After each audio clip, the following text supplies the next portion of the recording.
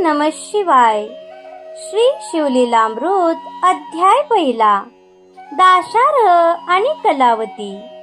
हा अध्याय वाचल्याने पूर्व पापांचा नाश होईल, पुण्यकृत्ये घडू लागतील. ओम नमः शिवाय. प्राचीन काळी नैमिषारण्यातील यज्ञ सत्रात शौनकादिकांच्या विनंतीवरून महामुनी सूत त्यांना शिव महात्म्य सांगू लागले. ते म्हणाले, सज्जन हो, शिवचरित्र अत्यंत अद्भुत आहे.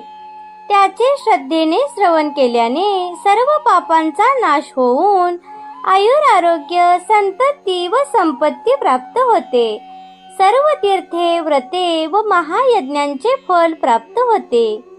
ओम नमः शिवाय या शिवमंत्राच्या जपाने सर्व आधिव्याधींचे निरसन होऊन मनुष्याचे कल्याण होते. आता याविषयी एक कथा सांगतो. पूर्वी मथुरेत दाशार्ह नावाचा एक यदुवंशी राजा होऊन गेला. काशी राजाची कन्या कलावती ही त्याची पत्नी. एके दिवशी बोलावूनही ती आली नाही म्हणून राजा स्वतः तिच्या महालात गेला व तिला आपली सहवासाची इच्छा सांगितली.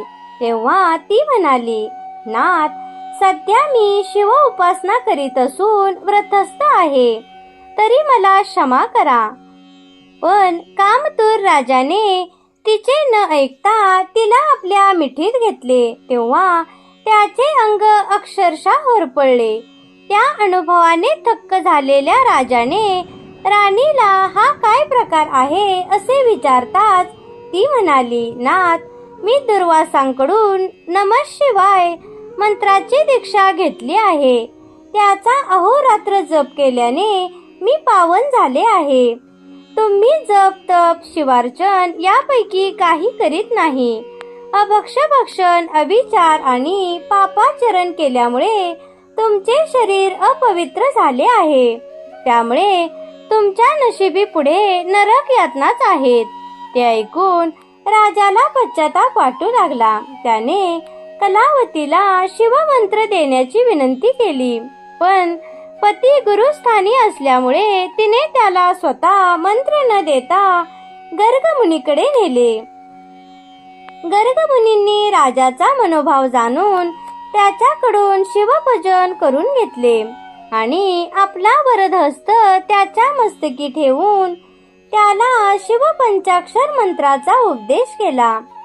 या मंत्रप्रभावाने राजाला आत्मबोध झाला. त्याच्या हृदयातील अज्ञानाचे व विकारांचे निरसन झाले.